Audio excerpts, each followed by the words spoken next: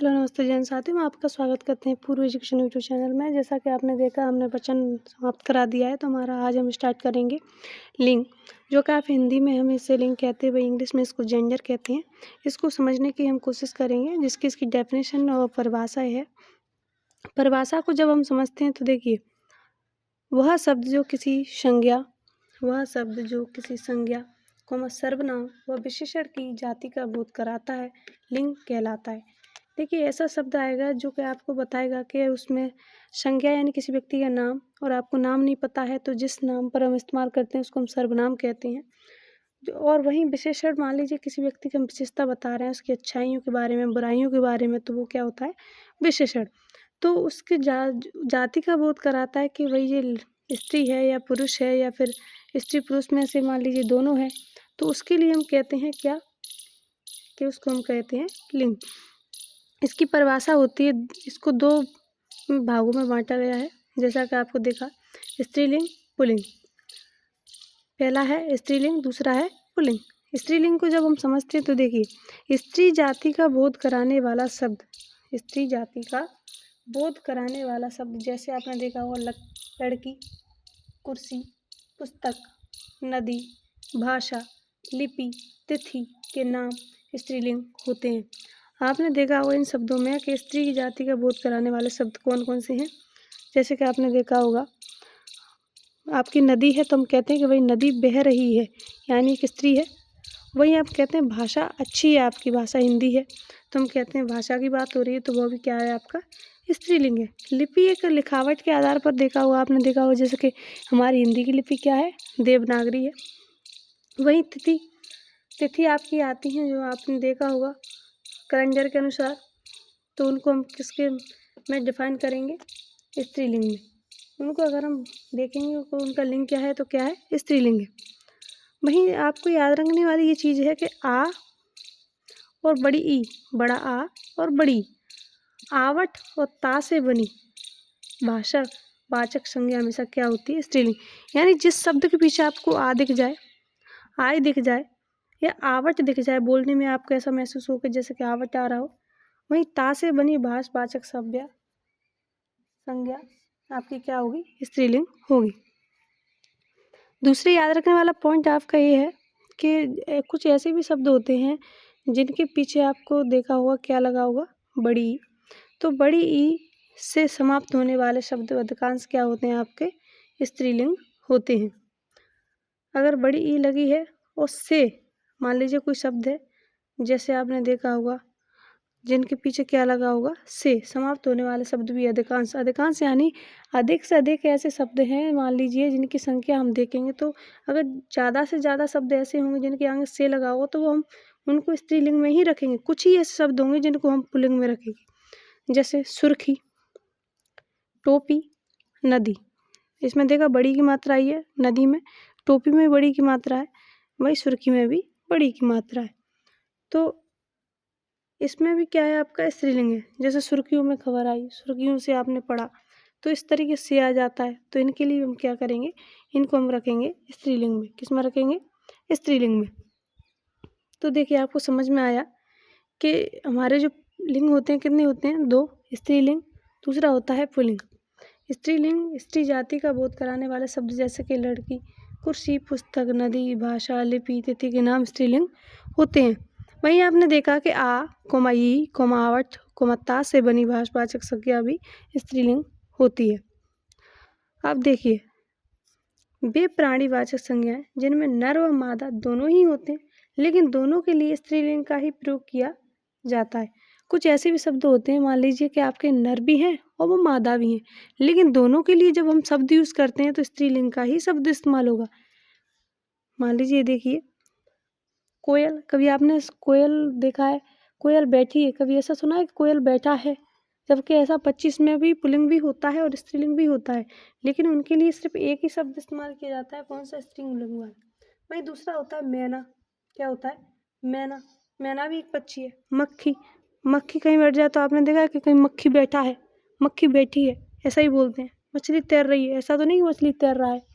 तो ऐसे शब्द जो सवारी, संतान, सवारी में पुरुष भी बैठते हैं और स्त्री भी बैठती है। आपने देखा होगा किसी बस, ट्रक और ट्रेन और रोड या जो भी साधन चलते हैं या फिर कहीं भी और भी यात्रा करते हैं तो उनके लिए हम किसका इस्तेमाल करते हैं? स्त्रीलिंग का ही प्रयोग करते हैं, जबकि उनमें पुल्लिंग भी होता है। सवारी में सभी आते हैं, बूढ़े बच्चे और जो भी जाते हैं, लेकिन हम इस्तेमाल किसका करते हैं? स्त्रीलिंग का। तो वे प्राणीवाचक संज्ञा जिनमें नर और मादा दोनों ही होते हैं, लेकिन दोनों के लिए स्त्रीलिंग का ही प्रयोग किया जाता है।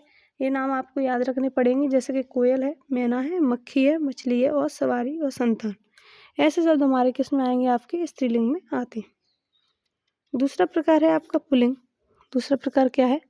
पुल्लिंग है। वे शब्द जो पुरुष जाति का बोध कराते हैं, किसका बोध कराते हैं? पुरुष जाति का बोध कराते हैं। जैसे कि आपने देखा हो लड़का, पलंग, घोड़ा, देश। पुल्लिंग यानी पुरुष की जाति बताता है, वही ये पुरुष है। तो लड़का है, पलंग है, घोड़ा, देश, पर्वत, पेड़, बार, जो आपके दिन बार आते हैं, सोमवार, मंगलवार, इस तरीके के। महीना, जनवरी, फरवरी आपका। अनाज गिरह वो होता है जहाँ पे हम क्या रखते हैं? अनाज को एकत्रित करके रखते हैं, भंडारित करके रखते हैं, उन्हीं को हम क्या कहते हैं? अनाज गिरह कहते हैं। एक ऐसा घर जहाँ पे अनाज को सुरक्षित और रखा जाता है, उसको हम अनाज गिरह कहते हैं। तो इसके लिए हम किसका प्रयोग करते हैं? अनाज गिरह के लिए समुद्र, धातु और यंत्र माप मानने के लिए भी हम किसका इस्तेमाल करते हैं? पुल्लिंग का प्रयोग करते हैं। तो इस प्रकार हमारे जो शब्द होते हैं वो क्या होते हैं? हमके पुल्लिंग होते हैं। आपको समझ में आएगा, वे शब्द जो पुरुष जाति का बोध कराते हैं पुल्लिंग कहलाते हैं। जैसे पेड़, बार, महीना, अनाज गिरह, समुद्र, धातु, यंत्र और के नाम के आगे भी हम क्या करते हैं? पुल्लिंग का इस्तेमाल करते हैं। आप यहाँ तक स्क्रीनशॉट ले सकते हैं।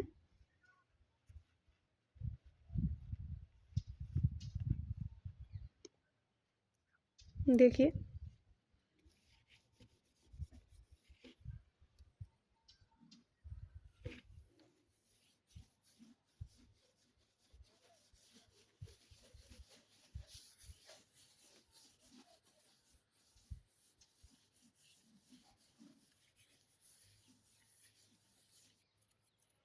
ज़्यादातर आपको याद रखना पड़ेगा कि जो आपकी वर्णमाला होती है आपकी हिंदी में, वर्णमाला, वर्णमाला के अधिकांश वर्ण जो आपके होते हैं,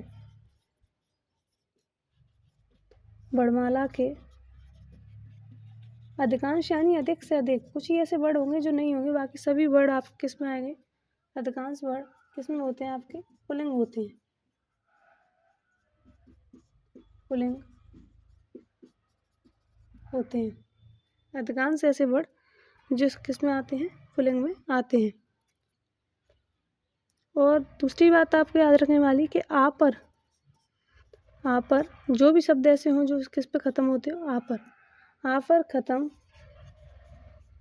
होने वाले, आ पर खत्म होने वाले वर्ड क्या होते हैं? पुल्लिंग होते हैं। क्या होते हैं? पुल्लिंग होते हैं। ऐसे आपने देखे होंगे वर्ड जो किस पे खत्म होते हैं? आ पर खत्म होते हैं। ऐसे भी वर्ड होते हैं जिसको आप पढ़ते हैं तो वो किस में होते हैं? पुल्लिंग में। जैसे आपने देखा होगा दूरदर्शन, जैसे दूरदर्शन को जब हम पढ़ते हैं दूरदर्शन, तो इसमें ना आ रहा है और ना के बाद में क्या आ रहा है? ना प्लस आ। ना तो बोल रहा है, साथ में आ भी बोल रहा है। तो आ पर खत्म होने वाले वर्ड क्या होते हैं? आपके पुल्लिंग होते हैं। क्या होते हैं? आ पर खत्म होने वाले वर्ड आपके पुल्लिंग होते हैं।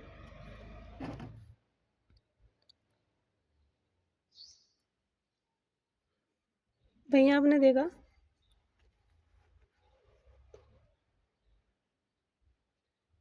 क्या होते हैं? आ पर खत्म होने वाले वर्ड पुल्लिंग होते हैं।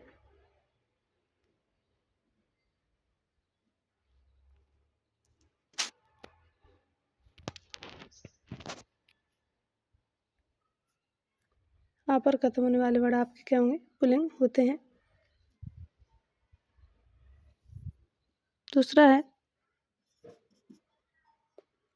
वे प्राणीवाचक, ऐसे प्राणीवाचक संज्ञा जिसमें नर और मादा दोनों हैं लेकिन दोनों ही पुल्लिंग का प्रयोग होता है। वे प्राणीवाचक संज्ञाएं जिनमें नर व मादा दोनों ही होते हैं।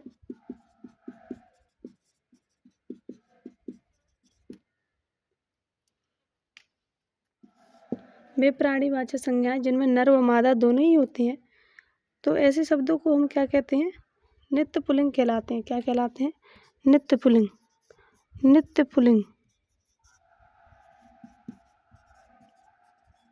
नित्य पुल्लिंग कहलाते हैं। जैसे आपने देखा होगा कौआ, कभी सुना है कि कौआ बैठी है? कौआ, बगुला, तोता,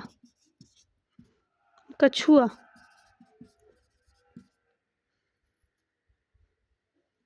उसके बाद है आपका मच्छर, उल्लू, मगरमच्छ,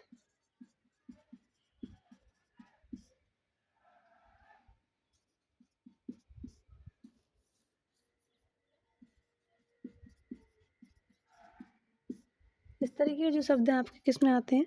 पुल्लिंग में आते हैं। वे प्राणीवाचक संज्ञा जिसमें मान लीजिए नर और मादा दोनों के ही गुण हैं, लेकिन हम उसको क्या करते हैं? एक ही नाम से बुलाते हैं। वैसे पुल्लिंग को हम क्या कहेंगे? नित्य पुल्लिंग। जैसे कि उसको भी हम क्या कह सकते हैं? नित्य स्त्रीलिंग कह सकते हैं, इसको भी नित्य पुल्लिंग कह सकते हैं। जैसा आपने देखा हो कौआ बैठी है, कभी नहीं सुना होगा कौआ बैठा है। बगुला खा रहा है, बगुली खा रही है, ऐसा नहीं सुना होगा। तोता, कछुआ, मच्छर एक ऐसे शब्द हैं जो दोनों के लिए प्रयोग में लाए जाते हैं। कुछ संज्ञा शब्द ऐसे भी होते हैं जो स्त्रीलिंग और पुल्लिंग दोनों में समान होते हैं, उन्हें हम क्या कहते हैं? उभयलिंग कहते हैं। ऐसे भी होते हैं जो मान लीजिए कुछ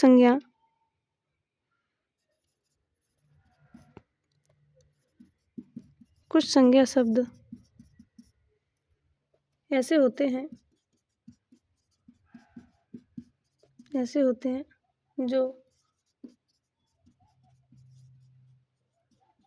स्त्रीलिंग व पुल्लिंग दोनों में ही समान होते हैं।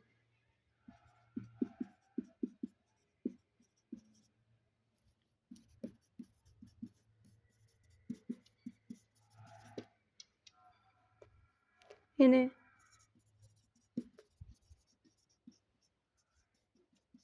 उभयलिंग कहते हैं। कुछ ऐसे शब्द होते हैं जो स्त्रीलिंग और पुल्लिंग दोनों ही होते हैं और दोनों में ही उनके गुण क्या होते हैं? समान होते हैं। उनको हम क्या कहते हैं? उभयलिंग। जैसे आपने देखा होगा ऐसे शब्द जो किसी पद पर होते हैं और उनके लिए हम एक ही नाम इस्तेमाल करते हैं, चाहे वो स्त्री हो या पुरुष हो। जैसे कि राष्ट्रपति, राष्ट्रपति के लिए हम महिला के लिए भी इस्तेमाल करते हैं, वहीं पुरुष के लिए भी।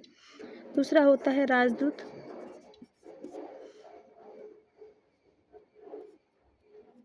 तीसरा है सभापति, चौथा है प्रधानमंत्री। इस तरीके के जो पद होते हैं उनके लिए भी हम क्या करते हैं? दोनों के लिए इस्तेमाल होता है और दोनों ही उभयलिंग ही कहलाते हैं। क्या कहलाते हैं? उभयलिंग। कुछ ऐसे शब्द जो स्त्रीलिंग और पुल्लिंग दोनों ही हैं और दोनों में ही उनके गुण समान होते हैं, उनको हम क्या कहते हैं? उभयलिंग कहते हैं।